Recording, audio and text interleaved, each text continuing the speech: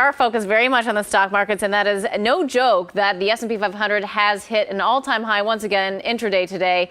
We do have our next guest who is constructive on the markets and is fully invested. Diana Avigdor is Vice President and Portfolio Manager and Head of Trading at Barometer Capital Management. Diana, great to have you with us today. Thanks for having me. Thank you. So we continue to see these markets move higher. You're fully invested. What are you seeing in the market that makes you so bullish? You know what? Nothing has changed in the last little while. We've been invested for a while. I'm just so happy that last month's shake-up did not go deep enough to actually shake us out of the market. So breadth continued to be okay.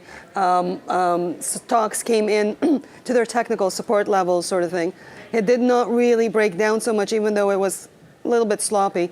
So it would just continue to be on the same path as it has been. Our climbing walls of worry. There is cash coming into the market. You can feel it. It's supportive.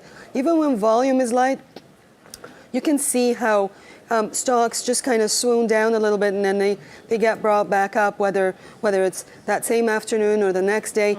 Last week was sloppy in that the market's highs were pre-open, so, but it did not really sell off that hard. And come Friday, Monday, Tuesday, and it just back to normal. Volumes are slightly light. It just means that people are not being derailed off their positions and needing to change in a major way. Diana, it's interesting. I hear that from a lot of my friends in the business that they're saying, look, a lot of these money managers, you're a money manager yourself, that there's a lot of cash sitting on the sidelines. In other words, that you are in fact getting money flows into your firms that you do have to place into the market at some point. What areas, what sectors and stocks do you think that people are going to really feel that they can step into and own? Right. From our perspective, and what we do is we tend to go to where the growth is and where the areas of growth and performance are in the market. We don't mind missing the first bottom 10%. We need the price action to support what we're seeing. So we need it to go up a little bit and go to where the strength is. We don't reinvent the wheel and try it and pick a bottom and then wait for 3 years until that theme works out. So what's working right now, we have asset managers are working very well in this market environment. Some subsectors of energy infrastructure, things like Kira, PPL, Pembina, are working very well. Certain mid-cap energy companies that have some new technologies, low cost or cost-effective low technology, that's really a tech play.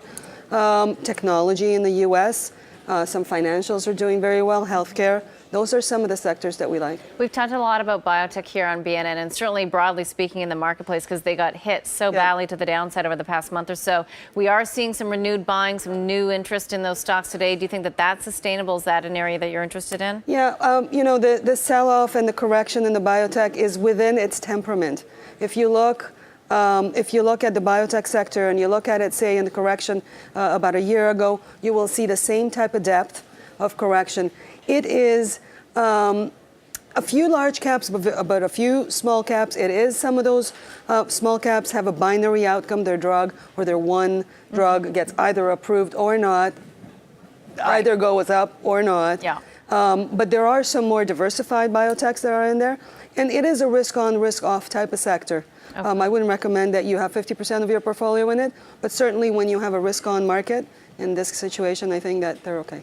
Diana, I want to just switch focus here a little bit because there's been so much talk about high-frequency traders. We talked about it a lot. But you being head of trading for your firm, what's your view in terms of the impact it has on the market, high-frequency trading, that is? It is a very complex subject. We can discuss it for a long time.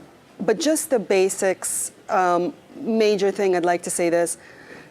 There are issues in the market. There are things that can be corrected, but let's just put it in the right context. I always want to bring out the context.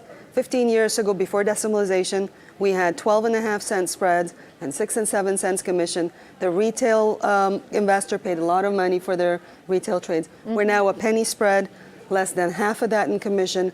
Yes, there's a lot of noise in the market. There are things that should be changed, such as co-location, maybe slow things down a bit. There are some predatory tactics, which we could discuss, and regulation certainly does need to step in.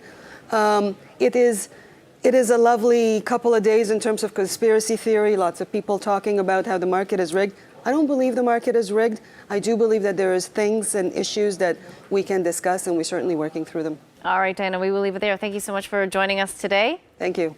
That was Diana Avigdor, Vice President, I should say, and Portfolio Manager and Head of Trading at Barometer Capital Management.